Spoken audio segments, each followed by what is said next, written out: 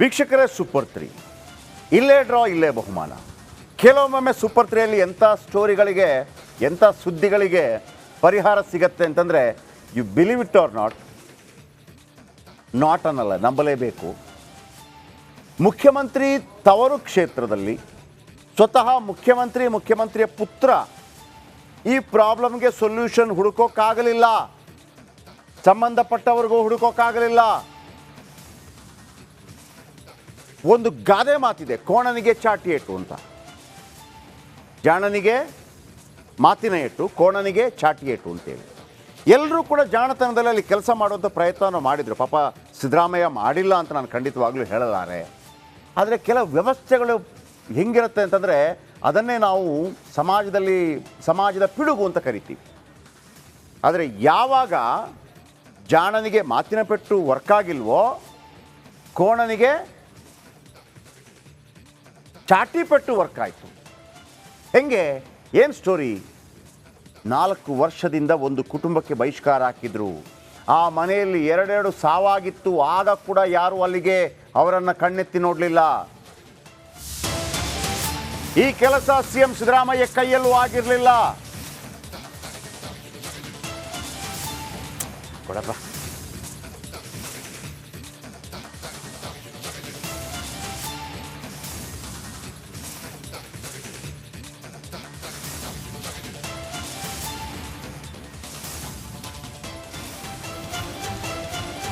ಸಿದ್ದರಾಮಯ್ಯ ಅವರ ಪುತ್ರ ಅವರ ಕೈಯಲ್ಲೂ ಆಗಿರಲಿಲ್ಲ. ಆದರೆ ಯಾವಾಗ ಸೂಪರ್ 3 ಎಂಟ್ರಿ ಆಯಿತೋ, ನಾವು ಯಾವ ಭಾಷೆಯಲ್ಲಿ ಮಾತಾಡಬೇಕು ಆ ಭಾಷೆಯಲ್ಲಿ ಮಾತಾಡಿದಾಗ ಆ 4 ವರ್ಷ ನರಕದಲ್ಲಿದ್ದ ಆ ಕುಟುಂಬಕ್ಕೆ ಮುಕ್ತಿ ಸಿಕ್ತು. ಆ ಕೆಲಸ ಸಿಎಂ ಸಿದ್ದರಾಮಯ್ಯ ಕೈಯಲ್ಲೂ ಆಗಿರಲಿಲ್ಲ, ಅವರ ಪುತ್ರನ ಕೈಯಲ್ಲೂ ಆಗಿರಲಿಲ್ಲ. ಅಲ್ಲಿಯ ಅದು ಕೂಡ ಬಹಿಷ್ಕಾರ. ಇದೊಂದು ಬಹಿಷ್ಕಾರದ ಕತೆ ವೀಕ್ಷಕರೇ, ನಿಮಗೆ ಭಾಳ ಆಶ್ಚರ್ಯ ಆಗುತ್ತೆ. ಬಹಿಷ್ಕಾರದ ಕತೆ 4 ವರ್ಷದಲ್ಲಿ ಆಗೋದು 4 ಗಂಟೆಯಲ್ಲಿ ಆಗೋಯ್ತು. ನಾನು ಹೇಳಿದ್ನಲ್ವಾ, ಜಾಣನಿಗೆ ಮಾತಿನ ಏಟು, ಕೋಣನಿಗೆ ಚಾಟಿ ಏಟು, ಚಾಟಿ ಏಟೇ ಬೀಸಿದ್ದು. ಅದು ಕೂಡ ಸಾಧಾರಣವಾಗಿ ಹೆಂಗಿರುತ್ತೆ ನಿಮಗೆ ಬಹಿಷ್ಕಾರ ಅಂತಂದರೆ, ಏನೋ ಆ ಜಾತಿ ಈ ಜಾತಿ, ದೊಡ್ಡ ಜಾತಿ ಸಣ್ಣ ಜಾತಿ, ದೊಡ್ಡ ಜಾತಿಯವನು ಸಣ್ಣ ಜಾತಿಯವನಿಗೆ ಬಹಿಷ್ಕಾರ ಹಾಕೋದು, ಇದು ಒಂದು ಆಯಿತಾ. ಇದನ್ನು ಸಾರಾಸಗಟವಾಗಿ ಮಾಡುವಂಗಿಲ್ಲ, ಕಾನೂನಿಕ ಅಪರಾಧ, ಕ್ರಿಮಿನಲ್ ಅಪರಾಧ. ಇದು ಇನ್ನೊಂದು ಜಾತಿ, ಸೇಮ್ ಜಾತಿಯಲ್ಲಿ ಒಂದು 4 ಜನ ಮುಖ್ಯಸ್ಥರು, ಅವರು ಅವರಿಗೆ ಬಹಿಷ್ಕಾರ ಹಾಕೋದು. ಯಾರಿಗೆ ಹೇಳೋಣ? ಯಾವಾಗ ಸೂಪರ್ 3 ಎಂಟ್ರಿ ಆಯಿತೋ 4 ವರ್ಷದಿಂದ ಆಗದ್ದು 4 ಗಂಟೆಯಲ್ಲಿ ಕಳೆದೋಗ್ಬಿಡ್ತು. ಈಗಲೂ ಹೇಳ್ತಾ ಇದ್ದೀನಿ, ಒಂದು ಮಾತನ್ನು ಹೇಳಿದ್ವಿ, ಆ ಜಾತಿ ಯಾವುದು ಅಂತ ಗೊತ್ತಿರಲಿಲ್ಲ ನಮಗೆ, ಅದರ ಮುಖ್ಯಸ್ಥರು ಯಾರು ಅಂತ ಗೊತ್ತಿರಲಿಲ್ಲ. ಒಂದು ವೇಳೆ ಅದು ಜಾತಿನಿಂದನೇ, ಅಂದರೆ ನಾನು ಮಾತಾಡೋ ರೀತಿಯಲ್ಲಿ ಜಾತಿನಿಂದನೇ ಅದೂ ಗೊತ್ತಿಲ್ಲ ನನಗೆ. ಬಟ್ ಆ ಕುಟುಂಬ ಬಹಿಷ್ಕಾರದಿಂದ ಹೊರಗೆ ಬರಬೇಕು. ಅದಕ್ಕೆ ಬೇಕಾಗಿ ಯಾವುದೇ ರೀತಿಯ ರಿಸ್ಕ್ ತೆಗೆದುಕೊಳ್ಳೋದಕ್ಕೂ ಕೂಡ ನಾವು ರೆಡಿಯಾಗಿದ್ವಿ.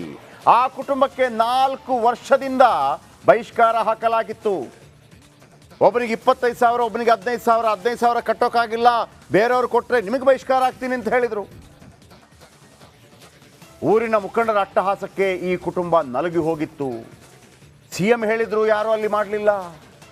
ಆಮೇಲೆ ಅಲ್ಲಿ 2 ಜಿಯೋ ಹೋಯಿತು. ಆ ಸಂದರ್ಭದಲ್ಲಿ ಆ ಕುಟುಂಬದ ಬಗ್ಗೆ ಗಮನ ಹರಿಸೋದಕ್ಕೆ ಯಾರೂ ಬರಲಿಲ್ಲ. ಆದರೆ ಸೂಪರ್ 3 ಯಾವಾಗ ಎಂಟ್ರಿಯಾಗಿ ಮಾಡ್ತಿರೋ ಇಲ್ವೋ ಅಂತ ಖಡಾಖಂಡಿತವಾಗಿ ಕೇಳ್ತೋ ಸಂಧಾನ ಆಯಿತು, ಸಕ್ಸಸ್ ಆಯಿತು. ಇದನ್ನು ನಾನು ಹೇಳಬಾರ್ದು, ನೀವು ನೋಡಬೇಕು, ನೋಡ್ಕೊಂಬನ್ನಿ.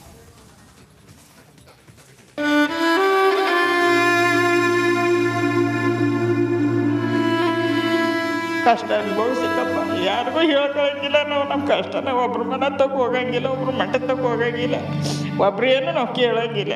ನಮ್ಮ ಮನೇಲಿದ್ರೆ ಉಣ್ಬೇಕು, ಇಲ್ದೇ ಬಿದ್ದಿರ್ಬೇಕು. ಇಂಥ ಪರಿಸ್ಥಿತಿ ನಮ್ಗಾಗಲ್ಲ. ಅದಕ್ಕೆ ನಿಮ್ಮ ದಂಡಕ್ಕೆ ಬಂದು ನಮ್ಗೆ ಇದನ್ನೇ ಕೊಡಿಸಿ ಅಂತ ಕೇಳ್ತಾ ಇರೋದು. ದಿನಾಂಕ 4/1/2025, ಸಮಯ ಮಧ್ಯಾಹ್ನ 12. ಸಿಎಂ ತವರಲ್ಲಿ ಹಾಕಿದ್ರು ಬಹಿಷ್ಕಾರ. ನಾವು ಇಲ್ಲಿ ನಮ್ಮ ತಂದೆಯವರು ಕೂಡ 16 ವರ್ಷ ಯಜಮಾನ್ತನ ಹಳ್ಳಿ ಸ್ವಾಮಿ. ನಮ್ಮ ತಂದೆಯವರು ಈಗ ರೀಸೆಂಟಾಗಿ 2 ತಿಂಗಳ ತೀರೋಗಿ. ನಮ್ಮ ತಂದೆಯವರು ಇತ್ತಳಿಂದ ಇದೇ ವಾದ ಮಾಡ್ಕೊಂಡು ಬರ್ತಾಯಿದ್ದೀವಿ. ಹಂಗಾರು ನಮ್ಗೆ ನ್ಯಾಯ ಸಿಕ್ಕಿಲ್ಲ ಸ್ವಾಮಿ. ಸಿದ್ದರಾಮಯ್ಯನ ಹತ್ರ ಹೋಗಿ ಬೆಂಗಳೂರಿಗೆ ಹೋಗಿಲ್ಲ ಹೇಳಿದ್ದೀವಿ, ಅವರು ನಮ್ಮ ಬಗೆಹರಿಸಿಲ್ಲ. ಇದೇಂದ್ರ ಬಂದರು ಊರಿಗೆಲ್ಲ. ಎಸ್, ಮೈಸೂರು ಜಿಲ್ಲೆಯ ವರುಣಾ ಹೋಬಳಿಯ ಶ್ರೀನಿವಾಸಪುರದ ಸುರೇಶ್ ಕುಟುಂಬಕ್ಕೆ ಬಹಿಷ್ಕಾರ ಹಾಕಿದ್ರು. ಕ್ಷುಲ್ಲಕ ಕಾರಣಕ್ಕೆ ಒಂದೇ ಸಮುದಾಯದ ಇಬ್ಬರ ನಡುವೆ ಜಗಳ ಆಗಿತ್ತು. ಆಗ ಊರಿನ ಕೆಲವು ಮುಖಂಡರು ದಂಡ ವಿಧಿಸಿದ್ರು. ಆಗ ಸುರೇಶ್ ನನ್ನದು ತಪ್ಪಿಲ್ಲ, ನಾನು ದಂಡ ಕಟ್ಟಲ್ಲ ಅಂತ ಹೇಳಿದ್ದಕ್ಕೆ ಈ ಶಿಕ್ಷೆಯನ್ನ ಕೊಟ್ಟಿದ್ರು. ಅದ್ಯಾವ ಮಟ್ಟಿಗಿನ ಶಿಕ್ಷೆ ಅಂದ್ರೆ, ಹಬ್ಬ ಸಾವು ನೋವು ಏನೇ ಆಗ್ಲಿ ಯಾರು ಇವ್ರ ಜೊತೆ ಸೇರುತ್ತಿರಲಿಲ್ಲ. ಈ ರೀತಿ ಬಹಿಷ್ಕಾರ ಹಾಕೋಕೆ ನೀವು ಯಾವ ದೊಣ್ಣೆ ನಾಯಕರು ಅಂತ ಜನವರಿ 4ನೇ ತಾರೀಕು ಸಿಕ್ಕಾಪಟ್ಟೆ ಗರಂ ಆಗಿ ವರದಿ ಪ್ರಸಾರ ಮಾಡಿದ್ವಿ.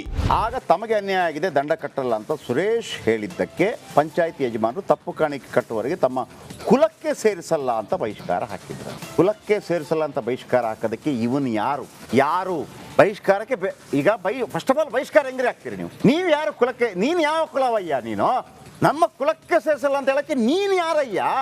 ನೀನು ಕುಲದ ದೇವರ? 15,000 ಕಟ್ಟಕ್ಕಾಗ್ತಿಲ್ಲ, ಕಷ್ಟ ಇದೆ, ಆಯ್ತಪ್ಪ, ನಿಮಗೊಂದು ಅರ್ಥ. ಆಮೇಲೆ 25,000 15,000 ನೀವು ಅದೆಲ್ಲ ಮಾಡೋಕ್ಕಾಗತ್ತೆ ನಿಮಗೆ? ಹಾಗೆ ನಿಮಗೆ ದಂಡ ಕಟ್ಟಿಸ್ಕೋಬೇಕಿದ್ರೆ 1,000 ರೂಪಾಯಿ ಮತ್ತು 500 ರೂಪಾಯಿ ಕಟ್ಟಿಸ್ಬೇಕಾಗಿತ್ತು. ನಾವು ಮಾಡ್ತಾ ಇದ್ವಿ ಏನಾದರೂ. ಈಗಲೂ ನಮಗೇನು ಕಷ್ಟ ಅಲ್ಲ 15,000 ಕಟ್ಟಿಸ್ಕೊಡೋದಕ್ಕೆ. ಬಟ್ ಅದಲ್ಲ, ಅದು ತಪ್ಪದು. ಎಲ್ಲಿ ಹೋಗುತ್ತೆ ಅದು 25,000 ಮತ್ತು 15,000? ಗೌರ್ಮೆಂಟ್ಗೆ ಹಂಗಿದೆಯಾ? ಗೌರ್ಮೆಂಟಲ್ಲಿ ಹಂಗೆ ಸಿಸ್ಟಮ್ ಇದೆಯೇನ್ರಿ? ಹಂಗೆ ಸಿಸ್ಟಮ್ ಇದೆಯಾ? 25,000 ದಂಡ ಕಟ್ಟಿದ್ರೆ 15,000 ನನಗೆ ಗೊತ್ತಿಲ್ಲಪ್ಪ. ಕೋರ್ಟ್ ಕೊಡುತ್ತೆ, ಇಷ್ಟಪ್ಪ ಅಂತೇಳಿ ಕೊಡುತ್ತೆ. ಆಮೇಲೆ ಇಂಥದ್ದು ಬಂದರೆ ಒಂದು 25 ರೂಪಾಯಿ ಕಟ್ಟು ಹೋಗು ಅಂತ. ಅದೊಂದು ತಪ್ಪು ಕಾಣಿಕೆ ಅಂತ ಹೇಳಿದಾಗೆ. ದೇವರಿಗೆ ತಪ್ಪು ಕಾಣಿಕೆ ಹಾಕೋರು ಹೋಗ್ತಾರೆ. ಲಕ್ಷಣ ಹಾಕಬೇಕು ಅಂತಿದೆಯಾ? 2 ರೂಪಾಯಿ ಹಾಕಿದ್ರೆ ನಡೆಯುತ್ತೆ, 1 ರೂಪಾಯಿ ಹಾಕಿದ್ರೆ ನಡೆಯುತ್ತೆ ನೋಡಿ. ಆಮೇಲೆ ಒಂದು ವೇಳೆ ಯಾರು ನೆರವಿಗೆ ಬಂದರೆ ಅಂಥವ್ರಿಗೆ 5,000 ದಂಡ ಬೀಳುತ್ತೆ. ಯಾರು ಇಲ್ಲಿ ಆಳ್ತಾ ಇರೋದು? ಜೈಲಲ್ಲಿ ಇಷ್ಟು ಶಿಕ್ಷೆ ಆಗೋದಿಲ್ಲ ಅಲ್ರಿ? 4 ವರ್ಷ ಆಯಿತು. ಬಹಿಷ್ಕಾರ ಹಾಕಿದ್ರಲ್ಲ 4 ವರ್ಷ, ಇನ್ನಾದರೂ ತೆಗಿಬೋದಲ್ಲ? ಶಿಕ್ಷೆ ಅನುಭವಿಸಿದ್ರಲ್ಲ, ದುಡ್ಡೇ ಕಟ್ಟಬೇಕು ಅಂತಿದೆಯಾ? ಯಾರಪ್ಪ ಇಲ್ಲಿ ನೋಡ್ಕೋತಾ ಇರೋರು? ಸಿದ್ದರಾಮಯ್ಯನವರ ತವರು ಕ್ಷೇತ್ರ ಅದು. ನನಗೆ ಅರ್ಥ ಆಗುತ್ತೆ ಸಿದ್ದರಾಮಯ್ಯನವ್ರಿಗೆ ಏನು ಪ್ರಾಬ್ಲಮ್ ಆಗುತ್ತೆ, ನನಗೆ ಅರ್ಥ ಆಗುತ್ತೆ. ಯಾಕಂದರೆ ಅವ್ರಿಗೂ ಒಂದು ಹಿನ್ನೆಲೆ ಇದೆ. ಕುರುಬ ದೊಡ್ಡ ಜಾತಿಯವ್ರಿಗೆ ಹೆಂಗಾಗ್ಬಿಡ್ತದೆ, ಇವನು ಯಾರು ಹೇಳೋಕ್ಕೆ? ಹಂಗೆ ನಡೀತದೆ ಸರ್. ನಿಮ್ಗೆ ಗೊತ್ತಿಲ್ಲ, ನಮ್ಮ ಸಮಾಜ ಇದೆಯಲ್ಲ, ಆ ಭಗವಂತ ಮಾಡಿದ ಸಮಾಜಕ್ಕೂ ಈ ಭೂಮಿ ಮೇಲೆ ಹುಟ್ಟಿದಂಥ ಮನುಷ್ಯರು ಮಾಡಿದ ಸಮಾಜಕ್ಕೂ ಅಜಗಜಾಂತರ ವ್ಯತ್ಯಾಸ ಇದೆ. ಸೂರ್ಯ ಡೈರೆಕ್ಟಾಗಿ ಬಡವನ ಮನೆಗೂ, ದಲಿತನ ಮನೆಗೂ, ಬ್ರಾಹ್ಮಣನ ಮನೆಗೂ, ಮುಸ್ಲಿಮನ ಮನೆಗೂ, ಕ್ರಿಶ್ಚಿಯನ್ನ ಮನೆಗೂ ಒಂದೇ ಸಲಕ್ಕೆ ಬೀಳದೇ ಇದ್ದಿದ್ರೆ ಈ ಭೂಮಿ ಮೇಲೆ ಹುಟ್ಟಿದಂಥ ಮನುಷ್ಯ ಅನ್ನುವಂಥ ವಿಷಜಂತು ಅದನ್ನೂ ಬೇಕಿದ್ರೆ ಅಡ್ಡ ಕಟ್ಟಿಬಿಡ್ತಾ ಇದ್ರು ಆಕಾಶಕ್ಕೆ. ಸೂಪರ್ 3 ವರದಿಗೆ ಬೆಚ್ಚಿ ಬಿದ್ದ ಅಧಿಕಾರಿಗಳು. ಇನ್ನು ಸೂಪರ್ 3ಯಲ್ಲಿ ಸುದ್ದಿ ಪ್ರಸಾರವಾಗ್ತಾ ಇದ್ದಂತೆ ತಾಲೂಕು ಆಡಳಿತ ಎಚ್ಚೆತ್ತುಕೊಂಡಿದೆ. ತಹಸೀಲ್ದಾರ್ ಮಹೇಶ್, ಡಿವೈಎಸ್ಪಿ ಕರೀಂರಾವ್, ಇನ್ಸ್ಪೆಕ್ಟರ್ ಚೇತನ್ ಗ್ರಾಮಕ್ಕೆ ದೌಡಾಯಿಸಿದರು.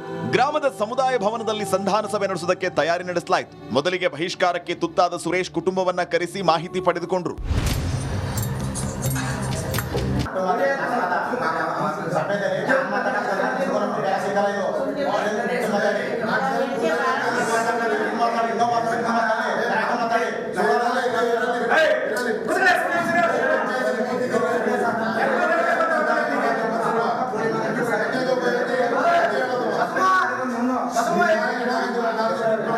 ನಂತರ ಊರಿನ ಮುಖಂಡರನ್ನ ಅಧಿಕಾರಿಗಳು ಕರೆಸಿಕೊಂಡ್ರು. ಯಜಮಾನರ ಜೊತೆ ಆದ ಘಟನೆ ಹಾಗೂ ಬಹಿಷ್ಕಾರಕ್ಕೆ ತುತ್ತಾದ ಸುರೇಶ್ ನಡುವೆ ಮಾತುಕತೆಯಾಯಿತು.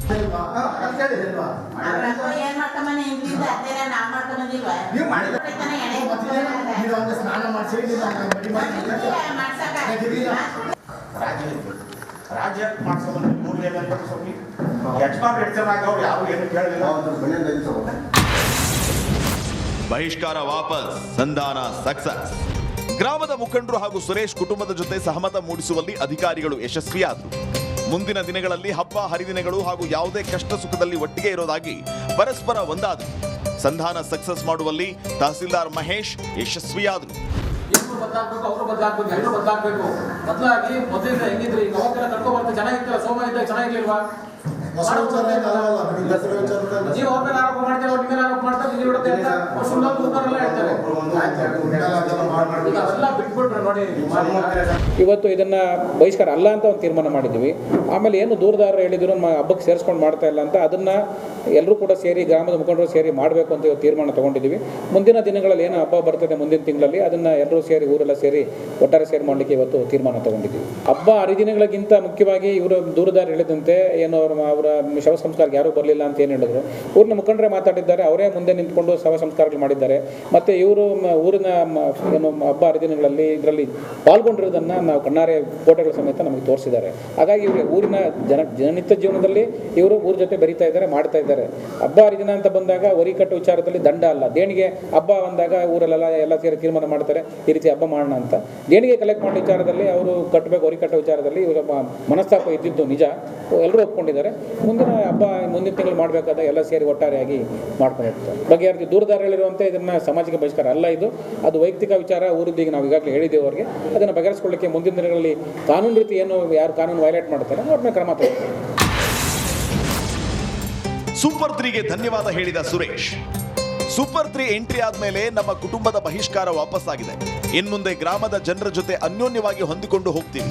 ಹೀಗಾಗಿ ಸೂಪರ್ 3ಗೆ ಧನ್ಯವಾದವನ್ನ ತಿಳಿಸಿದ್ರು ಸುರೇಶ್ ಕುಟುಂಬ. ಒಪ್ಕೊಂಡಿದ್ದಾರೆ ಸರ್, ಊರು ಮುಖಂಡರು, ಗ್ರಾಮಸ್ಥರು, ಯಜಮಾನರುಗಳು, ಬಂಧುಗಳೆಲ್ಲ ಅಣ್ಣ ತಮ್ಮದೆಲ್ಲ ಒಪ್ಕೊಂಡು ನನ್ನ ಗ್ರಾಮಕ್ಕೆ ಸೇರಿಸ್ಕೊಂಡು ನಾವು ಅಣ್ಣ ತಮ್ಮನಾಗ ನೋಡ್ತೀವಿ, ಎಲ್ಲ ಹೊಂದಾಣಿಕೆಯಾಗಿ ಹಬ್ಬ ಮಾಡ್ತೀವಿ ಅಂತೇಳಿ ನಮ್ಮನ್ನ ಎಲ್ಲ ಪ್ರತಿಯೊಂದು ಕಾರ್ಯಕರ್ತಗಳೆಲ್ಲ ಕರಿತೀವಿ ಅಂತ ಒಪ್ಕೊಂಡು ಎಲ್ಲ ನಮ್ಗೆ ಸಾಥ್ ಕೊಟ್ಕೊಂಡು ಎಲ್ಲ ಒಳ್ಳೇದಾಗಿದೆ ಸರ್. ನಮ್ಗೆ ತಪ್ಪೆಲ್ಲ ಮಾಡಿ ನಾವು ಅವರು ಮಾಡಿದ್ವಿ ಸರ್, ನಮ್ಮಿಂದು ಆಗಿರ್ಬೋದು. ಈಗೆಲ್ಲ ಒಂದುಗೂಡಿ ನಾವು ಎಲ್ಲ ಅಧಿಕಾರಿಗಳೆಲ್ಲ ಬಂದು ನಮ್ಮ ಸಾಹೇಬರೆಲ್ಲ ಬಂದು ಎಲ್ಲ ಒಂದುಗೂಡಿಸಿ ನಮ್ಮನ್ನ ಅಣ್ಣ ತಮ್ಮದರಂಗೆ ಒಂದು ಮಾಡಿದ್ದಾರೆ ಸರ್. ಪರಿಹಾರ ಆಯ್ತು ಸರ್. ಒಟ್ನಲ್ಲಿ ಸೂಪರ್ 3 ಅನಿಷ್ಟ ಪದ್ಧತಿಯ ವಿರುದ್ಧ ಸಮರ ಸಾರಿತು. ಈ ರೀತಿ ಯಾರೇ ಬಹಿಷ್ಕಾರ ಹಾಕಿದ್ರೂ ಅವರ ವಿರುದ್ಧ ಬುಲೆಟ್ ಹಾರೋದು ಪಕ್ಕಾ. ವಿನೋದ್, ರಿಪಬ್ಲಿಕ್ ಕನ್ನಡ, ಮೈಸೂರು. ಬಹುಶಃ 2 ಪಾಯಿಂಟ್ ಇದೆ. ಒಂದು, ಇಂಥದ್ದು ಅನಿಷ್ಟ ಸಮಾಜದಲ್ಲಿ ಈಗಲೂ ಇದೆಯಲ್ಲ ಅಂತ ಒಂದು.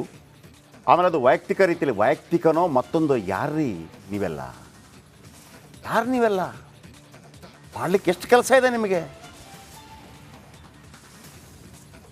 ನಾಯಕನಾಗಲಿಕ್ಕೆ ಯೋಗ್ಯತೆ ಇಲ್ಲದವನು ಹಿಂಗೆ ಕೂತ್ಕೊಂಡು ಬಹಿಷ್ಕಾರ ಹಾಕ್ಬಿಡೋದಂತೆ. ಬಹಿಷ್ಕಾರ ಅನ್ನುವಂಥ ವಿಚಾರ ಎಲ್ಲೇ ಇದ್ದರೂ ಕೂಡ ಸೂಪರ್ 3 ಗಮನಕ್ಕೆ ತನ್ನಿ. ನಾನಂತೂ ಅದನ್ನು ಫ್ರಂಟ್ ರನ್ನರ್ ಆಗಿ ಅದರ ಬಗ್ಗೆ ಸ್ಟೋರಿ ಮಾಡೋಕ್ಕೆ ರೆಡಿ ಇದ್ದೀನಿ. ಎಂಥವನೇ ಆಗಿರಲಿ ಸರ್, ಯಾವುದೇ ಜಾತಿಯವನೇ ಆಗಿರಲಿ, ಎಂಥದೇ ಆಗಲಿ, ಬೇಕಿದ್ರೆ ನನ್ನ ಮೇಲೆ ಎಂಥದ್ದೇ ಕೇಸ್ ಮಾಡಿ ನನ್ನನ್ನು ಬೇಕಿದ್ರೆ ಒಳಗಾಕಲಿ, ಜೈಲಲ್ಲಿ ಕೇರ್ ಮಾಡಲ್ಲ ನಾನು. ಇಂಥ ವಿಚಾರಗಳಲ್ಲಿ ನಿಮ್ಮ ಪರವಾಗಿ ನಿಲ್ತೀವಿ, ಜೋರಾಗಿ ಮಾತಾಡ್ತೀವಿ, ಸಂಬಂಧಪಟ್ಟವರ ಗಮನಕ್ಕೆ ಅದನ್ನು ತರ್ತೀವಿ. ಯಾಕಂದರೆ ನಮಗೆ ಸಂವಿಧಾನ ಅಂತ ಅವಕಾಶಗಳನ್ನು ಕೊಟ್ಟಿದೆ. ಐ ಅಗ್ರಿ, ಒಂದೇ ದಿವಸಕ್ಕೆ ಎಲ್ಲ ಚೇಂಜ್ ಆಗೋದಿಲ್ಲ, ಬದಲಾವಣೆಗೆ ಕೆಲವು ಟೈಮ್ ಕೇಳುತ್ತೆ. ಆದರೆ ಇಷ್ಟೊಂದು ನಾವು ಇವರ ಬಳಿ ಬಂದು ನಮ್ಮ ದೇಶ ಆರ್ಥಿಕತೆಯಲ್ಲಿ ವಿಶ್ವದ 3ನೇ ರಾಷ್ಟ್ರವಾಗತ್ತೆ ಅಂತಂದರೆ ಹೋಗಪ್ಪ ಅಂತಾರೆ ಅಷ್ಟೇ ಅಲ್ವಾ, ಹೇಳಲ್ವಾ? ಫಸ್ಟ್ ನಮ್ದು ನೋಡಪ್ಪ ಇಲ್ಲಿ ಹಿಂಗಿದೆ ಅಂತೇಳಿ. ಅಂಬೇಡ್ಕರ್ ಅವ್ರ ಹತ್ರ ಕೇಳಿದ್ರಂತೆ, ನಿಮ್ಮ ಸ್ವಾತಂತ್ರ್ಯ ಸಂಗ್ರಾಮದಲ್ಲಿ ಏನು ಪಾರ್ಟು ಮತ್ತೊಂದು ಅಂತೇಳಿ. ಅಲ್ಲಪ್ಪ, ನನ್ನ ಜನರಿಗೆ ಸ್ವಾತಂತ್ರ್ಯನೇ ಇಲ್ಲ, ಅವರು ಮನುಷ್ಯರು ಹೌದೋ ಅಲ್ವೋ ಅಂತಿಲ್ಲ. ಆಮೇಲೆ ನಾನು ಯಾವ ದೇಶಕ್ಕಾಗಿ, ಯಾವ ಸ್ವಾತಂತ್ರ್ಯಕ್ಕಾಗಿ ಹೋರಾಡಲಿ? ಬ್ರಿಟಿಷರ ವಿರುದ್ಧ ಹೋರಾಟ ಬೇರೆ, ನನ್ನ ದೇಶದಲ್ಲೇ ಇಲ್ವಲ್ಲ. ಹಿಂಗೆ ನಡೆದಿದೆ ಸರ್ ಈ ದೇಶದಲ್ಲಿ. ಹಾಗಂತ ಭಾರತದಲ್ಲಿ ಮಾತ್ರ ನಡೆದಿದೆ ಅಂತ ಹೇಳಬೇಡಿ, ಅಮೇರಿಕಾದಲ್ಲೂ ಇತ್ತು. 1960 ತನಕ ಫಿಮೇಲ್ ಡಿಸ್ಕ್ರಿಮಿನೇಷನ್ ಅಮೇರಿಕಾದಲ್ಲಿತ್ತು. 1965 ತನಕ ವರ್ಣಭೇದ ನೀತಿಯ ರೀತಿಯಲ್ಲಿ ಇತ್ತು. ಸೌತ್ ಆಫ್ರಿಕಾದಲ್ಲಿ ಕಂಪ್ಲೀಟ್ ಇತ್ತು. ಸೌತ್ ಆಫ್ರಿಕಾ ಕ್ರಿಕೆಟ್ ಮ್ಯಾಚಿಂದ ಹೊರಗೆ ಹೋಗಿತ್ತು. ಆಮೇಲೆ ಅದನ್ನು ಅವರು ವಾಪಸ್ ತಗೊಂಡ ನಂತರ ಬಂದರು. ಕೆಪ್ಲರ್ ವೆಸಲ್ಸ್ ಅನ್ನುವಂಥ ನಾಯಕ ನೀವು ಕೇಳಿರ್ಬೋದು, ಸೌತ್ ಆಫ್ರಿಕಾದಿಂದ ಆಡಿದ್ರು. ಅವರು ಅದಕ್ಕಿಂತ ಮೊದಲು ಆಸ್ಟ್ರೇಲಿಯಾದ ಓಪನರ್ ಬ್ಯಾಟ್ಸ್ಮನ್ ಆಗಿದ್ದರು. ಅನೇಕರು ಹೋಗಿ ಬೇರೆ ಬೇರೆ ದೇಶಗಳಲ್ಲಿ ಆಡಿದ್ದಾರೆ. ಆಲನ್ ಲ್ಯಾಂಬ್ ಕೂಡ ಅದರಲ್ಲೇ ಬರ್ತಾರೆ. ಆದರೆ ಆ ಪಿಡುಗು ನಮಗೆ ಸ್ವಾತಂತ್ರ್ಯ ಬಂದ ನಂತರ ಕೂಡ ಇದರ ಬಗ್ಗೆ ನಮಗೆ ಮಾತಾಡಲಿಕ್ಕೆ ಆಗ್ತಾ ಇಲ್ಲ. ಐ ಆಮ್ ಆಸ್ಕಿಂಗ್, ನಿನ್ನೆ ಯಾರೋ ನನಗೆ ಒಂದು ಸೋಷಿಯಲ್ ಮೀಡಿಯಾದಲ್ಲಿ ಹಾಕಿದ್ರು, ನಿಮಗೆ ತಾಕತ್ತಿದ್ರೆ ಇದನ್ನು ಮಾಡಿ ಅಂತ. ತಾಕತ್ತು ನೀವು ನನ್ನ ಹತ್ರ ಕೇಳೋದಲ್ಲ. 51 MLAಗಳಿದ್ದಾರೆ, 36 SC MLAಗಳು, 16 ST MLAಗಳು. ಏನು ಮಾಡಿದ್ರು ಅಂತ ಕೇಳಿ ಅವ್ರಿಗೆ. ಇವತ್ತು KPCC ಅಧ್ಯಕ್ಷರಾಗಬೇಕು ಅಂತ ಸತೀಶ್ ಜಾರಕಿಹೊಳಿ ಟ್ರೈ ಮಾಡ್ತಾ ಇದ್ದಾರಲ್ಲ, ಕೇಳಿ ಅವ್ರಿಗೆ, ಏನರಪ್ಪ ಮಾಡ್ತಾ ಇದ್ದೀರಿ ಆ ಅಧಿಕಾರದಲ್ಲಿದ್ದು ಅಂತೇಳಿ. ಸಿದ್ದರಾಮಯ್ಯವ್ರಿಗೆ ಕೇಳಿ, ಗೋವಿಂದ ಕಾರಜೋಳ ಅವ್ರಿಗೆ ಕೇಳಿ. ನನಗಲ್ಲ ಚಾಲೆಂಜ್ ಮಾಡೋದು, ನನಗೇನು ಸಿಕ್ಕಿದೆಯೋ ಅವಕಾಶ ಈ ಸಮಾಜದ ಸೇವೆಗೆ ಅದನ್ನು ನಾನು ಮಾಡ್ತಾ ಇದ್ದೀನಿ. ಸಂವಿಧಾನಬದ್ಧ ಹಕ್ಕಲ್ಲ, ಅದು ನನ್ನ ಕರ್ತವ್ಯ ಈ ದೇಶಕ್ಕೆ, ಈ ಸಮಾಜಕ್ಕೆ. ಅದನ್ನು ನಾನು ಮಾಡಿದ್ದೀನಿ, ನನಗೆ ಹೆಮ್ಮೆ ಇದೆ. ಆ ತಾಯಿಯ ಕಣ್ಣೀರನ್ನು ಒರೆಸಿದ್ದೀವಿ ನಾವು, ಸಮಾಧಾನ ಇದೆ. ನೀವೆಷ್ಟು ಮಾಡಿದ್ದೀರಿ? 50 ನಮ್ಮ ಸಮಾಜಕ್ಕೆ ಅನ್ಯಾಯವಾಗಿದೆ ಅಂತ ಹೇಳಿದಂಥ 36 MLA ಗಳಿದಾರಲ್ಲ, ರಿಸರ್ವೇಷನ್ ಇದೆ ಸರ್, ರಿಸರ್ವೇಷನ್ ಇದೆ. 36 SC-ಗಳಿಗೆ, 16 ST MLA ಗಳಿಗೆ, 51, 52, 20%. ಇವರು ಮನಸ್ಸು ಮಾಡಿದರೆ ಎಂಥ ಸರ್ಕಾರ ಕೂಡ ಲಗಾಡಿ ಎದ್ದು ಹೋಗುತ್ತೆ, ಗೊತ್ತಾ ನಿಮಗೆ? ಯಾಕೆ ಮಾಡಲ್ಲ? ನಾವು 52 ಜನ ಸೇರಿ ಅಥವಾ 36 ಜನ ಸೇರಿ ಇಂತಿಂಥ ಒಂದು ಪ್ರವಾಸ ಮಾಡ್ಕೊಂಬರ್ತೀವಿ, ಎಲ್ಲೆಲ್ಲಿ ಪ್ರಾಬ್ಲಮ್ ಇದೆ. ಸಿದ್ದರಾಮಯ್ಯನವರು SC ST ಒಂದು 36,000 ಕೋಟಿ ಇಟ್ಟಿದ್ರಲ್ಲ, ಯಾರ ದುಡ್ಡು? ಯಾರಿಗಿರೋ ದುಡ್ಡು? ಎಷ್ಟು ಉಪಯೋಗ ಮಾಡ್ಕೊಂಡ್ರಿ ನೀವು? 11,000 ಕೋಟಿ ತೆಗೆದ್ರು ಅಂತ ರಾಜಕೀಯವಾಗಿ ಆಯ್ತು ಬಿಟ್ಟರೆ ಜನರಿಗೆ ತಲುಪ್ತಾ ಇಲ್ಲ ಅಂತ ಮಾಡಿದ್ರೇನ್ರಿ? ಮಾಡಿದ್ರ? ದಲಿತ ಸಂಘಟನೆಗಳು ಕೂಡ ಅಭಿವೃದ್ಧಿ ಬದ್ಧತೆ, ಇವರನ್ನು ಅಭಿವೃದ್ಧಿ ಮಾಡ್ಕೊಂಡು ಹೋಗ್ತೀವಿ ಅಂತ ಯಾಕೆ ಮಾಡ್ತಾ ಇಲ್ಲ? ಯಾಕೆ ಹೋಗ್ತಾ ಇಲ್ಲ? 36,000 ಕೋಟಿ ಯಾರ್ದು? ನಿಮಗೆ ತಲುಪಬೇಕಾದ ದುಡ್ಡಲ್ವಾ? ಯಾಕೆ ಬಿಟ್ರಿ? ಅದು ಬಿಟ್ಬಿಟ್ಟು ಆ ಜಾತಿ ಸರಿ ಇಲ್ಲ, ಈ ಜಾತಿ ಸರಿ ಇಲ್ಲ, ಅವನ್ನ ನನ್ನ ಅಮುಕದ ತುಳಿದ ಅಂತ ಹೇಳೋದಕ್ಕಿಂತ ಅವಕಾಶ ಸಿಕ್ಕಿದೆಯಲ್ಲಪ್ಪ. 36 MLA SC 16 ಯಾರು ಈ ಥರ ಮಾತಾಡಲ್ಲ ಸರ್. 36,000 ಕೋಟಿ ಪ್ರತಿ ವರ್ಷ ಅದು ವಾಪಸ್ ಹೋಗೋದಿಲ್ಲ. ಆ ದುಡ್ಡನ್ನು ಹೆಂಗೆ ಬಳಸಬೇಕು ಒಂದು ಪ್ಲ್ಯಾನ್ ಮಾಡಿ ಕೊಟ್ಟಿದ್ದೀರಾ ನೀವು. 4 ಜನ ಸೇರಿಬಿಟ್ಟು ಆ ನಾಯಕನಿಗೆ ಜೈ, ಈ 4 ಜನ ಸೇರಿಬಿಟ್ಟು ನೀವು ಯಾವಾಗ ಒಗ್ಗಟ್ಟಾಗೋದು? ಒಗ್ಗಟ್ಟಾಗಿದ್ರು ಕೂಡ ಸಮಾಜದ ಬಗ್ಗೆ ಕಳಕಳಿ ಇದೆಯಾ ನಿಮಗೆಲ್ಲ? ನನಗೆ ಹೆಮ್ಮೆ ಇದೆ ಸರ್. ಈಗ ಅಂತಲ್ಲ, ಇವತ್ತು ಅಂತಲ್ಲ, ಈ ಹಿಂದೆನೂ ಮಾಡಿದ್ದೀವಿ. ಆ ತಾಯಿ ಬೇರೆ ಅಲ್ಲ, ನನ್ನ ತಾಯಿ ಬೇರೆ ಅಲ್ಲ. ಹೆಂಗೆ ಬಂತು ಈಗ? ತನ್ನಿಂತಾನೆ ಹೆಂಗೆ ಸರಿ ಆಯಿತು? ನಮಗೇನು 15,000 ರೂಪಾಯಿ ಕೊಡಿಸೋದು ಕಷ್ಟನಾ? ಬಟ್ ಆ ಥರ ಕೊಡಲಾರೆ ನಾನು, ಆ ಥರ ಕೊಡಿಸಲಾರೆ ನಾನು. ಬಹಿಷ್ಕಾರ ಇರಬಾರ್ದು. ಆ್ಯಂಡ್ ಮಹೇಶ್, ಎಲ್ಲರಿಗೂ ತಹಶೀಲ್ದಾರ್ ಮಹೇಶ್, DSP ಕರೀಂರಾವ್, ಇನ್ಸ್ಪೆಕ್ಟರ್ ಚೇತನ್, ಎಲ್ಲರೂ ಕೂಡ ನನ್ನ ಸಲ್ಯೂಟ್ ಇದೆ. ಸಲ್ಯೂಟ್. ಕೆಲಸ ಮಾಡಿದವ್ರಿಗೆ ಬುಲೆಟ್, ಕೆಲಸ ಮಾಡಿದವ್ರಿಗೆ ಸಲ್ಯೂಟ್. ಜೊತೆಗೆ ನನ್ನ ಮೈಸೂರು ರಿಪೋರ್ಟರ್ ವಿನೋದ್ ಮತ್ತು ಸಚಿನ್, ಇವರಿಗೂ ಕಂಗ್ರ್ಯಾಚುಲೇಷನ್ಸ್. ಇದು ನಾವು ಮಾಡಬೇಕಾದ ಕೆಲಸ. ನಮಗೇನು 12ವರೆಗೆ ಗೊತ್ತಿಲ್ವಾ? DK ಶಿವಕುಮಾರ್ ಪ್ರೆಸ್ ಮೀಟ್ ಇದೆ, ಎಷ್ಟು ಓಡತ್ತೆ ಗೊತ್ತಿದೆ ನನಗೆ. ವಿನೋದ್ ಅವ್ರಿಗೊಂದು ಥ್ಯಾಂಕ್ಸ್ ಹೇಳ್ಬೇಕು ನೀವು. ಇವತ್ತು ನಾನು ಮಾತಾಡಿದ ನಂತರ 961118800048 ವಿನೋದ್ ಈ ಸ್ಟೋರಿ ತಂದ ಕಾರಣಕ್ಕಾಗಿ ಇವತ್ತು ಆ ಫ್ಯಾಮಿಲಿ, ಇವತ್ತು ಸುಪತ್ರಿ ವೇದಿಕೆ ಬಂದ ಕಾರಣಕ್ಕಾಗಿ ಆ ಫ್ಯಾಮಿಲಿ ಇವತ್ತು ಖುಷಿಯಲ್ಲಿದೆ. ಈಗ ತೆಗೆದ್ರು, ಈಗ ಬೇಕಿದ್ರೆ 15,000 ಕೊಡ್ತೀವಿ. ಬನ್ನಿ ವಿನೋದ್ ಹತ್ರ ಮಾತಾಡಿದ್ರೆ. ವಿನೋದ್, ಐ ಥಿಂಕ್ ಅನೇಕ ಸ್ಟೋರಿಗಳನ್ನು ಮಾಡಿದ್ದೀರಿ ವಿನೋದ್. ಬೇರೆ ಬೇರೆ ರೀತಿ ಇಂಪ್ಯಾಕ್ಟ್ಗಳಾಗೋದು ಬೇರೆ. ಯಾರೋ ಬಂದ್ರಂತೆ ಮತ್ತೊಂದು. ಆದರೆ ಹಠಕ್ಕೆ ತೊಟ್ಟು ಅರ್ಧ ಗಂಟೆಯಲ್ಲಿ CM ಕ್ಷೇತ್ರದಲ್ಲಿ CM ಗೊತ್ತಿದ್ದರೂ ಮಾಡೋಕ್ಕಾಗದೇ ಇರುವಂಥ ಕೆಲವು ಸಂದಿಗ್ಧ ಪರಿಸ್ಥಿತಿಗಳಿರುತ್ತೆ, ನನಗೆ ಗೊತ್ತದು. ಬಟ್ ಇವತ್ತು ಪ್ರಾಬ್ಲಮ್ ಸಾಲ್ವ್ ಆಯಿತು. ಏನೆಲ್ಲ ಆಯಿತು, ಆ ಸಂತೋಷ ಏನು, ಮತ್ತು ನಿಮಗೆ ಬಂದಂಥ ಬೇರೆ ಬೇರೆ ಫೀಡ್ಬ್ಯಾಕ್ಗಳೇನು? Please explain. ನಾವು ಕೂಡ ಸ್ವಲ್ಪ ಖುಷಿ ಪಡೋಣ.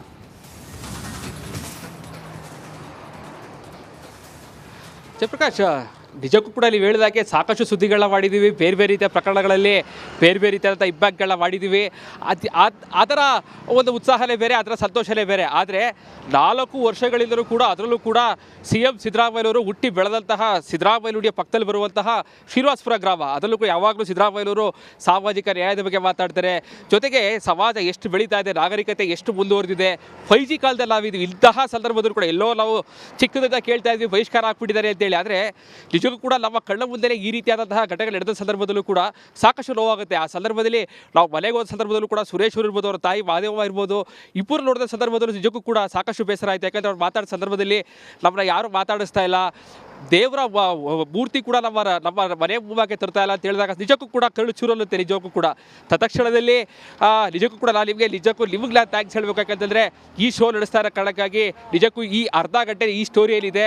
ನಿಜಕ್ಕೂ ಕೂಡ ಎಲ್ಲರಿಗೂ ಕೂಡ ರೀಚ್ ಆಗುವಂಥ ಸ್ಟೋರಿ ನಿಜಕ್ಕೂ ಮತ್ತೆ ಯಾರಿಗೆ ಕಷ್ಟದಲ್ಲಿದ್ದಾರೆ ಅವ್ರಿಗೆ ತತ್ಕ್ಷಣದಲ್ಲಿ ಸ್ಪಂದಿಸುವಂತಹ ಸ್ಟೋರಿ ಇದಾಗಿರುವಂಥದ್ದು. ಸೊ ಹೀಗಾಗಿ ನಾವು ಯಾವಾಗ ಸುದ್ದಿ ಮಾಡಿದ ತಕ್ಷಣದಲ್ಲಿ ತಹಸೀಲ್ದಾರ್ ಕೂಡ ಸುದ್ದಿ ಮುಡಿಸಿ ಈ ಥರ ಆಗಿದೆ ಸರ್ ಅಂತ ಹೇಳಿದ್ವಿ. ಮಹೇಶ್ ಕುಮಾರ್ ಕೂಡ ಸಾಕಷ್ಟು ನಿಜವಾಗಿ ಅವರು ಕೂಡ ಸ್ಪಂದಿಸಿದ್ರು. ಹೌದು, ನಿಜವಾಗ್ಲೂ ಅವ್ರ ಗಮನಕ್ಕೆ ಅಂದರೆ CM ಅವರ ಗಮನಕ್ಕೆ ಬಂದಿರುತ್ತೆ. ಅವರು ಕೂಡ ನಾನಾ ರೀತಿಯಾದ ಅರ್ಜಿಗಳು ಬಂದರೂ ಕೂಡ ತಲೆ ಕೆಡಿಸ್ಕೊಂಡಿರೋದಿಲ್ಲ. ಯಾವಾಗ ತಹಸೀಲ್ದಾರ್ ಗಮನಕ್ಕೆ ತಂದೋ ಸೊ ಹೀಗಾಗಿ ತತ್ಕ್ಷಣದಲ್ಲಿ ಅವರು ಕೂಡ ಸ್ಥಳಕ್ಕೆ ಬರ್ತಾರೆ. ಸಬ್ ಇನ್ಸ್ಪೆಕ್ಟರ್ ಆಗಿರುವಂತಹ ಚೇತನ್ ಅವರು ಇರ್ಬೋದು, ಜೊತೆಗೆ DYSP ಆಗಿರುವಂತಹ ಕರೀಂ ರಾವ್ ಸರ್ ಇರ್ಬೋದು, ಎಲ್ಲರೂ ಕೂಡ ಸಾಕಷ್ಟು ಲೀಡಾಗಿ ಸ್ಪಂದಿಸಿದ್ರು. ತತ್ಕ್ಷಣದಲ್ಲಿ ಆ ಗ್ರಾಮದಲ್ಲಿ ಮುಖಂಡರಿರ್ಬೋದು, ಯಜಮಾನರುಗಳಿರ್ಬೋದು, ಮಹಿಳೆಯರಿರ್ಬೋದು, ಎಲ್ಲರನ್ನೂ ಕೂಡ ಒಂದು ಸಮುದಾಯ ಭವನದಲ್ಲಿ ಕೂರಿಸ್ತಾರೆ. ಸುರೇಶ್ ಅವರು ಮತ್ತು ಅವ್ರ ತಾಯಿಯಲ್ಲೂ ಕೂಡ ಒಂದು ಕಡೆ ಕೂರಿಸ್ತಾರೆ. ಅವರ ಕಷ್ಟವನ್ನು ಕೇಳ್ತಾರೆ. ಊರಿನವರು ಹೇಳಿದಂತಹ ಪ್ರಾಬ್ಲಮ್ಗಳನ್ನು ಕೇಳ್ತಾರೆ. ಕೊನೆಗೆ ಒಂದು ಜಡ್ಜ್ಮೆಂಟನ್ನು ಕೊಡುವಂಥದ್ದು. ಸಂವಿಧಾನದಲ್ಲಿ ಯಾವುದೇ ಕಾರಣಕ್ಕೂ ಕೂಡ ಈ ರೀತಿಯಾದಂತಹ ಅನಿಷ್ಟ ಪದ್ಧತಿಗೆ ಅವಕಾಶ ಇಲ್ಲ. ಎಲ್ಲರೂ ಕೂಡ ಒಗ್ಗಟ್ಟಿನಿಂದ ಬಾಳಬೇಕು. ಏನೇ ಸಮಸ್ಯೆ ಇದ್ರೂ ಕೂಡ ಥ್ಯಾಂಕ್ ಯು ವೆರಿ ಮಚ್. ಬಹಿಷ್ಕಾರ ವಾಪಸ್ ಆಗಿದೆ. ಜೊತೆಗೆ ನಾನು ಮತ್ತೊಮ್ಮೆ ನಮ್ಮ ವಿನೋದ್ನ ನಂಬರ್ ಕೊಡ್ತೀನಿ. ಮೈಸೂರು ರಿಪೋರ್ಟರ್ ಇವರು. ಆ್ಯಂಡ್ ವಿನೋದ್ ಆ್ಯಂಡ್ ಸಚಿನ್ ನಮ್ಮ ಕ್ಯಾಮ್ರಾಮ್ಯಾನ್ ಇಬ್ಬರಿಗೂ ಕಂಗ್ರ್ಯಾಚುಲೇಷನ್ಸ್. ಸಚಿನ್ ಅವರ ನಂಬರ್ ತಗೊಳ್ಳಿ. ಮೈಸೂರಿಗೆ ಸಂಬಂಧಪಟ್ಟ ಯಾವುದೇ ಸುದ್ದಿ ಇದ್ರೂ ಕೂಡ ಅವರ ಗಮನಕ್ಕೆ ತನ್ನಿ. ಹಾಗಂತ ನಾಳೆ ಮತ್ತೆ ಫೋರ್ಸಲ್ಲ. ನೋಡಿ ಸರ್, ನೀವು ನಂಬರ್ ಹಾಕಿದ್ರಿ, ನಾನು ಫೋನ್ ಮಾಡಿದ್ರೆ ಎತ್ತೇ ಇಲ್ಲ, ಹಂಗಲ್ಲ. ಒಂದು ಮೆಸೇಜ್ ಹಾಕಿ. ಈ ಸ್ಟೋರಿ ನಿಮ್ಗೆ ಇಷ್ಟ ಆಗಿದ್ರೆ ಅವ್ರಿಗೊಂದು ಥ್ಯಾಂಕ್ಸ್ ಹೇಳಿ. ಅಗ್ರೆಸಿವ್ ಅಂದರೆ ಭಾಳ ಅಗ್ರೆಸಿವ್. ಕೆಲವರು ಹೇಳಿದ್ರು ಇಷ್ಟೆಲ್ಲ ಜೋರಾಗಿ ಮಾತಾಡಬೇಡಿ ಶೆಟ್ರೆ, ನಿಮ್ಮ ಮೇಲೆ ಕೂಡ ಏನೋ ಅಟ್ರಾಸಿಟಿ ಕೇಸ್ ಆಗ್ಬೋದು ಅಂತ. ಯಾವ ಅಟ್ರಾಸಿಟಿ ಕೇಸು ಅಂದರೆ ಆ ನಾಯಕರ ಬಗ್ಗೆ ಮಾತಾಡಿ, ಅಂದರೆ ಅಲ್ಲಿ ಬಹಿಷ್ಕಾರ ಹಾಕಿದವರ ಬಗ್ಗೆ ಮಾತಾಡಿದ್ದ. ಹಾಕ್ಕೊಳ್ಳಿ, ತೊಂದರೆ ಇಲ್ಲ, ಹೋಗೋಣ. ಆ ಫ್ಯಾಮಿಲಿಗೆ ರಿಲೀಫ್ ಸಿಕ್ಕಿಲ್ಲ ಅಂತಂದರೆ ಇನ್ನು ಯಾವನಿಗೆ ಬೇಕ್ರಿ ಕಾನೂನು? ಹೌದಲ್ಲ? ಹಾಗಾಗಿ ಇಂಥದ್ದನ್ನು ಫೇಸ್ ಮಾಡೋದಕ್ಕೆ ನಾನು ರೆಡಿ ಇದ್ದೀನಿ. ನಾನು ಅವತ್ತಿಂದ ಹೇಳ್ತಾ ಇದ್ದೀನಿ, ನನ್ನ ಬಗ್ಗೆ ಇಂಥ ಸ್ಟೋರಿಗಳಲ್ಲಿ ಮಾಡಿದ ಸಂದರ್ಭದಲ್ಲಿ ಗೊತ್ತಿದ್ದವ್ರಿಗೆ ಗೊತ್ತಿದೆ. ಇಂಥದಕ್ಕಾಗಿ ಕಟ್ಟಕಡೆಯ ವ್ಯಕ್ತಿಗಾಗಿ, ಧ್ವನಿ ಇಲ್ಲದವರಿಗಾಗಿ ಯಾವುದೇ ರಿಸ್ಕ್ ತಗೊಳ್ಳೋಕೆ ರೆಡಿ ಇದ್ದೀನಿ. ಈಗ ಒಬ್ಬರು ಕರೆ ಮಾಡಿದ್ದಾರೆ, ಪದ್ಮಾವತಿ ಅವರು. ಮೇಡಮ್ ನಮಸ್ತೆ. ನಮಸ್ಕಾರ ಸರ್. ಹೇಳಿಮ್ಮ. ಸರ್ ಏನಿಲ್ಲ, ಜನಪ್ರತಿನಿಧಿಗೆ ಮಾಡದೇ ಇರೋ ಕೆಲಸ ನೀವು ಮಾಡ್ತಾ ಇದ್ದೀರಿ ಸರ್. ತುಂಬಾ thank you sir. Thank you ಎಲ್ಲಿಂದ? ಬೆಂಗಳೂರಿಂದ? ಬೆಂಗಳೂರು ಜಯನಗರದಿಂದ ಸರ್. ಓಕೆಮ್ಮ, ಥ್ಯಾಂಕ್ ಯು ಸರ್, ಈ ರಾಜಕಾರಣಿ ಇಲ್ಲ ಸರ್, ಸುತ್ತಿದ್ರು ಆಗಲ್ಲ ಸರ್. ಬಟ್ ಆ ಕೆಲಸ ನೀವು ಇಮಿಡಿಯೇಟ್ ಮಾಡ್ತೀರಲ್ಲ, ತುಂಬಾ ಸಂತೋಷ ಸರ್. ನಾವು ಡೈಲಿ ನೋಡ್ತೀವಿ. ತುಂಬಾ ಖುಷಿ ಆಗೋದಂದ್ರೆ ಇದೊಂದು ಪ್ರೋಗ್ರಾಮ್ ಇಂದ ಸರ್ ನಮಗೆ. Thank you. ನೋಡಿ, ಆ ತಾಯಿ ಅಳ್ತಾ ಇದ್ರು. ಇವತ್ತೊಂದು ಖುಷಿ ಇರುತ್ತೆ. ಕಳೆದ 4 ವರ್ಷದಿಂದ ಯಾವುದೊಂದು ಫಂಕ್ಷನ್ಗೆ ಹೋಗ್ಲಿಕ್ಕೆ ಆಗೋದಿಲ್ಲ. ಹೆಂಗಿರುತ್ತೆ? ಯಾರು ಮಾತಾಡ್ಸೋಂಗಿಲ್ಲ. ಹೆಂಗಿರುತ್ತೆ ಜೀವನ? ಯಾರ್ಯಾರು ಕೊಲೆ ಮಾಡಿದವರೆಲ್ಲ ಆರಾಮಾಗಿ ಒಳಗೆ ಕೂತ್ಕೊಂಡು ಕಾಲ ಮೇಲೆ ಕಾಲು ಹಾಕಿ ಟೀ ಕುಡಿತಾ ಇರ್ತಾರೆ. ಅಂಥದ್ದು ಏನು ಮಾಡಿದ್ರಿ ತಾಯಿ ಅಲ್ವಾ? ಹೌದು ಸರ್. ಥ್ಯಾಂಕ್ ಯು ಎಲ್ಲಾನು ಅಷ್ಟೇ ಸರ್. ಡೈಲಿ 12 ಗಂಟೆಗೆ ಇದೊಂದು ಒಳ್ಳೆ ಪ್ರೋಗ್ರಾಮ್ ಸರ್ ನಮ್ಗೆ ಬರೋದು. ಇನ್ನು ಮುಂದೆ 12:30 ಆಯ್ತಾ? Okay sir, thank you sir. ಹೇಳಿ ಎಲ್ರಿಗೂ ಥ್ಯಾಂಕ್ ಯು. ಆಶಾ ಬೇಗಂ ಕೊಪ್ಪಳದಿಂದ ಕರೆ ಮಾಡಿದ್ದಾರೆ. ಆಶಾ ಬೇಗಂ ನಮಸ್ತೆ. ನಮಸ್ತೆ ಸರ್. ನಮಸ್ತೆ. ಹೇಳಿ. ಸರ್, ಇವಾಗ ನೋಡ್ತಾ ಇದ್ದೆ ನಾನು ನಿಮ್ ಕಾರ್ಯಕ್ರಮನ. ಹಾಂ, ತುಂಬಾ ಖುಷಿ ಆಗ್ತಾರೆ. ನೀವು ಇಂಥವ್ರು ನೊಂದಿರೋರ್ ಬಗ್ಗೆ ಯಾವಾಗ್ಲೂ ಮಾಡ್ತಿರ್ತಾರ ಈ ಸೂಪರ್ 3 ಅಂತ. ನಾನು ಕಂಟಿನ್ಯೂ ಆಗಿ ನೋಡ್ತಿರ್ತೀನಿ ಸರ್. ನಮ್ ಲೈಫ್ ನಲ್ಲೇ ಒಂದ್ ಆಗಿದೆ ಸರ್. ಹೇಳ್ಬೋದು ಸರ್? ನಾನು ನಿಮ್ಮ ನಂಬರ್ ತಗೋತೀನಿ ಈಗ, ಅಲ್ಲಿ ಕೊಡಿ. ಅಲ್ಲಿ ರಿಪೋರ್ಟರ್ ನಂಬರ್ ಕೊಡ್ತೀನಿ ನಾನು ನಿಮಗೆ. ಹ್ಞೂ ಸರ್. ರಿಪೋರ್ಟರ್ ಬರ್ತಾರೆ, ಅದನ್ನು ಸ್ಟೋರಿ ಮಾಡ್ಕೊಂಡ್ ಬರ್ತಾರೆ. ಖಂಡಿತವಾಗ್ಲೂ ಸಾಥ್ ಕೊಡಿ, ನಾನು ಮಾಡಿಸ್ತೀನಿ. ಹಾ ಸರ್, ಯಾಕಂದ್ರ ನಮ್ಮ ತಂದೆ ತಾಯಿನ ಇದೇ ತರ ಬಹಿಷ್ಕಾರ ಹಾಕಿದ್ರು ಸರ್. ಈ ಕೇಂದ್ರ ನಿರ್ಮತಿ ಕೇಂದ್ರ ಅಂತ. ಖಂಡಿತ ಮಾಡಮ್ಮ. ನಿಮ್ಮ ನಂಬರ್ ತಗೋತೀನಿ. ಅವ್ರು ಇವತ್ತು ಈ ಬಹದ್ದೂರ್ ಬಂಡಿ ಗ್ರಾಮದಾಗ ಅದಾರ ಸರ್. ಬಂದು ಖಂಡಿತ ಮಾಡಮ್ಮ. ಅದೊಂದು ನೋವು ಯಾವಾಗ್ಲೂ ಇದೆ ಸರ್. ಎಲ್ರು ಆರಾಮಾಗಿ ಇದಾರೆ ಸರ್. ನಮ್ ಬಹಿಷ್ಕಾರ ಹಾಕ್ಬಿಟ್ರು ಸರ್ ಅಲ್ಲಿಂದ. Okay, thank you very much. Yes ವೀಕ್ಷಕರೇ, ಒಂದು ಸಮಾಧಾನ ಇದೆ, ಖುಷಿ ಇದೆ. ಆ ಕುಟುಂಬ ಇಷ್ಟೆಲ್ಲ ಜನ ಬಂದರು. ಅಲ್ಲಿ ಒಂದು ಸಮಾಧಾನ ಏನಪ್ಪ ಅಂದ್ರೆ, ಆ ತಾಯಿ ಅಳ್ತಾ ಇದ್ರಿ, ಅವರ ಕಣ್ಣೀರನ್ನು ಒರೆಸಿ.